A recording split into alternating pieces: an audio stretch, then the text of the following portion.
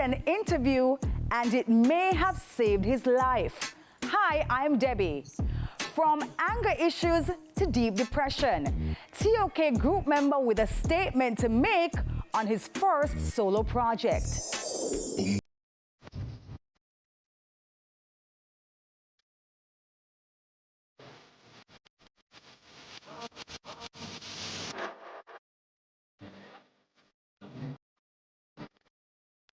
He's had lots on his plate, issues around TOK, also depression, leading to an almost suicide attempt, on which he says he was shedding light for the first time in public.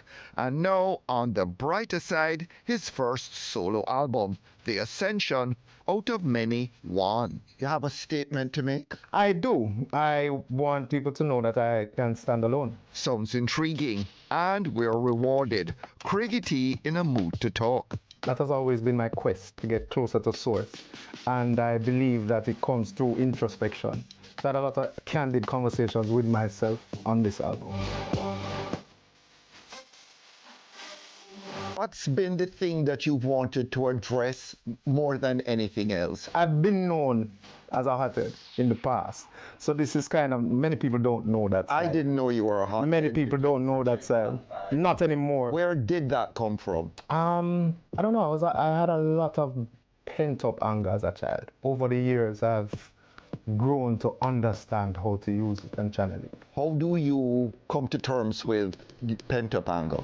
You have to accept it, first of all. Sought professional advice? I did. Yeah, man. I'm sure my psychiatrist is watching at the moment.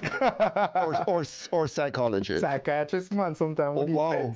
It's something that men especially I found grapple with day to day. That's why the male suicide rate is so high, you know. Did your anger issues have something to do with the implosion of TOK? No, not at all.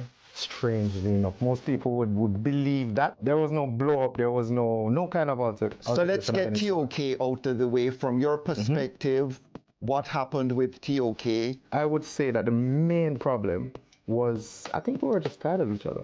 We started that group in 1992 and we spent every day together basically. It was years of just having to pass decisions by everybody else. And I think it just got annoying. And we just found an excuse and just took a break.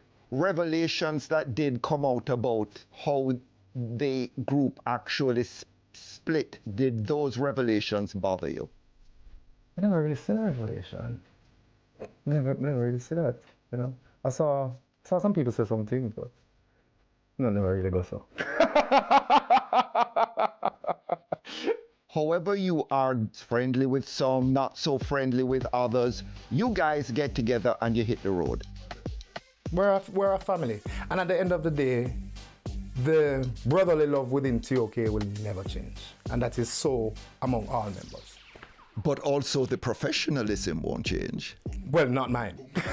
Yeah, my professionalism won't change. And the presentation of the brand to the public won't change either. Send your location, me there on spot. Is there something on this album that's going to surprise people who think of you as TOK Craig? I deal with death candidly on this album. I don't find that many dancehall artists wish to do that. And I deal with conversations with God about what will happen to me in my afterlife. Why death right now? Have you been brought closer to mortality? I've had bouts and thoughts of suicide many times, you know, so it is something that I have grappled with for quite some time. It is something that I've never been afraid of. I've had a will since I was like 20. Have you spoken about your suicidal thoughts? Never really. Apart from to a psychiatrist? No, never really. Never really. I don't think it's that much of anybody's business. I Will think people that these be things shocked? you handle by yourself. Maybe. Not worry about them. I think that the more I share my stories and the more I share how I overcome my challenges, I think it will help. Has it been hard dealing with what you felt you needed to come to terms with? Yes, if it wasn't hard, it wouldn't be rewarding. Definitely. It's a difficult road. I mean, the most difficult person that you will ever get to know is yourself. From difficulty to translating all of that to a song and then to an album, was that hard? Extremely. This album was about 8 years in the making. Having made it, how you feel now? I feel good. I feel proud of where I am as a person, and I feel proud of the presentation, which is the album. You know, talking about suicide is one thing. Did you ever come close to actually, well, I'm going to do it today? Yeah, man. I did. I drove to the spot, everything. I had it all planned. And something told me to pick up my phone, and strangely enough, Instagram saved me. I saw an interview with Sean Paul and a media personality, and I just started watching it, and he spoke about some things that day that kind of made me feel a little better. Interesting, it's a thing. And it wasn't really related to mortality or anything, it's a thing. What was the method you had in mind to achieve that end? No, if I tell you that, I can't tell you that. Me tell you when you turn off the camera. Millipede all up of you look go through. Take you everybody and bounce on them crew like boom, boom, boom, boom. Another hard truth may surprise you. Craig turning to welding and metal fabrication during COVID, as in signing up for a course at Hart and not looking back since. Anything involving metal work, or is it artwork? It's mostly artwork now. I have done, especially at home, I have skylights at my house, so I did grills to protect myself on the inside, and there are musical signs, and so I did a nice grill work at home.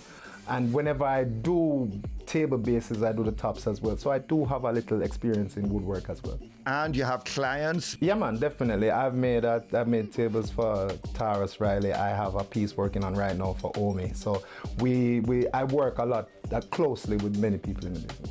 And this is more therapy? It's more therapy than a business. So I'm trying really hard not to let it become a business, but the pieces are expensive and it is lucrative. But TOK gigs sure to be the group's bread and butter. Craigy T and Company woven into the fabric of the 90s. Not that the decade's sound resonates much with dancehall's new school. Talk them, man. Them ever come back on. You're absolutely sure man. about Yeah, man. that? It will fuse.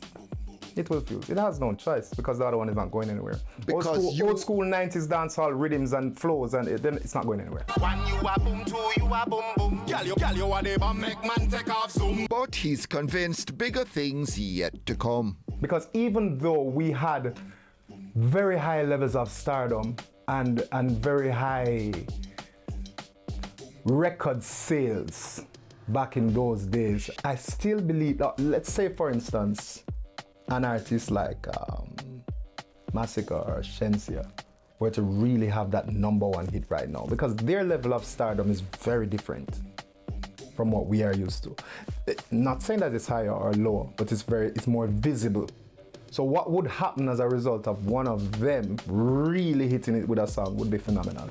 What would you say to somebody who is skeptical? What does Craig have to tell me in this incarnation of Craig? What would you say to them? I would say, listen to the album to prove yourself right and see what happens. Listen to the album to hate me and see what happens.